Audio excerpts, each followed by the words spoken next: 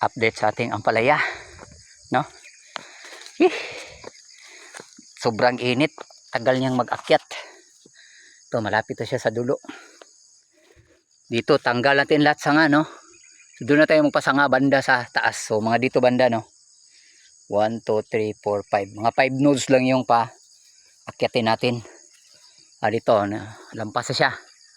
Nandun na sa taas. So ito yung mga sanga na paakyatin natin, no? Pero dito banda wala na, hanggang doon sa baba, para mas ma-maintain natin doon sa taas, no? So taas tayo, target natin, hindi dati kasi nagpasanga tayo sa siding, nagpabunga tayo sa siding, no? So ganito, tanggalin natin to, no? Dapat sa taas lang talaga lahat. Sana walang maging problema to. Grabing init dito mga kawalwal. Tagal natin na nag expect na makaulan, pero at least umaakyat pa rin nakaakyat rin nating ampalaya. So sana magtuloy-tuloy. So dati kasi doon tayo sa plastic mulch, no? So dito na tayo sa labas. At may mga ganito na, no? May mga tuy-tuy na. Hoping na tuloy-tuloy yung progress, no? Ay nako. Katapos dito mga kawalwal, ditong sa gitna, siguro mag-intercropping din tayo ng pichay dito, no? Kasi sayang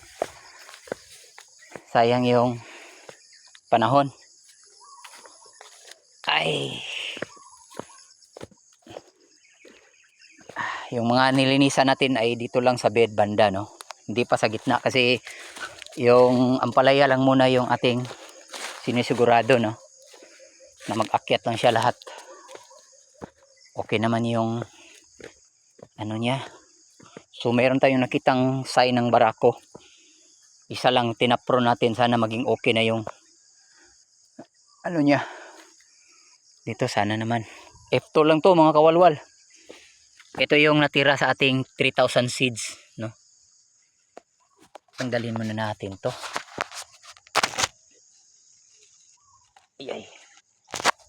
So hindi pa tayo natapos mag-pruning nito, no? Pruningan natin to mamayang hapon lahat. May iba na dalawa yung sanga yung pinapatuloy natin. At meron ding single vine lang. So nagdepende kasi yan mga kawalwal, kasi nung bata pa siya, yung nakita natin yung talbos, biglang nag-stop, no? So hindi na natin ginalaw. So, nagsanga naman, ayun, oh. Bumagapang na siya sa taas. At ito na rin, paakyat na yung mga vines na ipapasanga natin sa taas. Sana maging okay mga kawalwal, no? Thank you Lord. Ito lang yung ma-share natin, no? Second time na natin tong tanim sa ating F2 seeds na mula sa Galaxy Max F1. Noong dati na kinuhaan natin ng ito tagdadalawa, oh. Kinuna natin ng F2 seeds, no? So yun yung method natin, no? Pinipili lang natin yung napakalaki, napakaganda, pagkatapos dun, yun yung pinatuyo natin. Simple lang, no? Ganun lang kasimple. Sana magtuloy-tuloy na to. May mga tuy-tuy na pala, no? So expecting next week meron na tayong makikitang improvement dito, no? Dito ang dami palang sanga dito. Ay malaki na, oh. Meron na. Mauulam na yan. Kaya lang mga sanga, no? Kailangan nating tanggalin. Wala tayong sanga sa baba para mag-focus siya sa taas. Kasi yung target natin, kahit magbunga siya sa dito banda, basta dun sa taas yung prioritize natin, no? So hanggang dito lang, no? 1, 2, 3, 4, 5. Yung 5 nodes, yun lang yung paakyatin natin, no? Ang the rest pababa tanggal. Practical ano lang to, no? Parang experimental, no? Ito. Tagdadalawa na. May tatlo pa, oh. Pero tanggalin natin itong mga maliliit. So, ganun din sa bunga, no? Kontrolin natin. Pag makita natin na medyo mas marami yung bunga, tsaka hindi naman maganda, tanggalin natin, no? So, ititira natin yung mga ano lang para mas malaki talaga yung ampalaya. Mga goods lang talaga yung ito banda, masukal pa dyan. Kapon dito ako at saka doon, tapos na doon, pero ang bandang gitna dito banda, ano, masukal pa.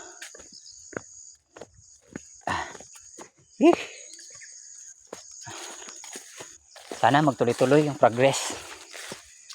Yun, meron din dito.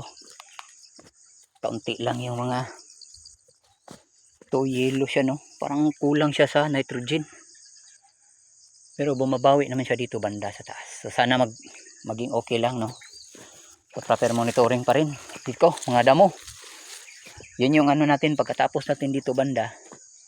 Target. Sa ano na tayo sa gitna. Anuhin natin gitna, no? Linisan. Ito mga pakunti pa dito, no? Mga maliliit pa. Ito yung mga hindi nagtubo. Pinuna na. Nagpuna tayo, no? Pinalitan natin. Ito. Wala pa tong pruning. So. Okay lang pala ang F2 mga kawalwal, no? Sana lang sa experimental na natin na ganito sana maging okay. At hanggang doon lang muna kasi napakarami nating gagawin dito. May mga makukuha na pala. So ano yan, 1, 2, 12 rows ito lahat. So ready na yung ating drip irrigation, no? Naka-install na tayo, oh. So yung drip tapes na lang yung kulang, no? Nandun sa bahay. Ito yun, oh. Pag nalagyan na natin to by rows, tuloy-tuloy na. Lilinisan pa natin yung ating imbakan ng tubig. So okay. Ito nagkulot, no? Mula dito nagkulot siya hanggang dito. Obserbahan muna natin, no? Kasi dahil to sa grabing init, napakatinding init. Ang sign naman ng barako, ito yun, oh. Tinapron natin. Mag-isa lang to. Sana maging okay, no? So naging sign ito ng barako, no? Tinapron ko. Ito, maganda-ganda na yung talbos niya. Di na gaya nung napakalayo. Sana maging okay, no? So dalawang ano to, sanga. So ito dito banda, tanggalin muna natin to dito, no? So yung mga dalawang sanga lang yung anuhin natin pagkapangin. Ito.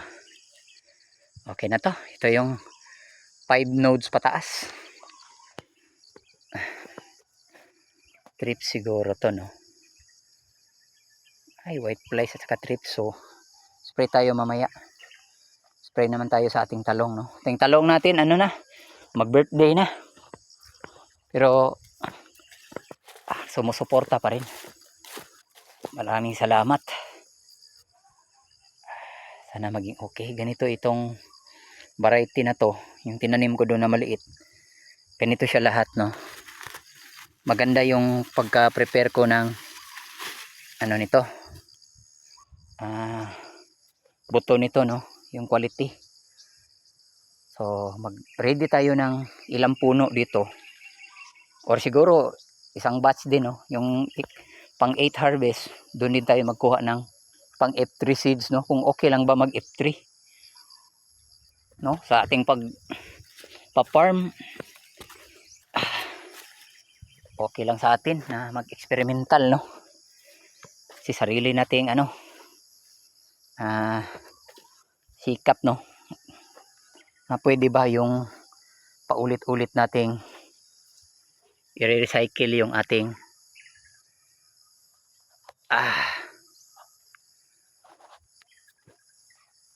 ating seeds, no.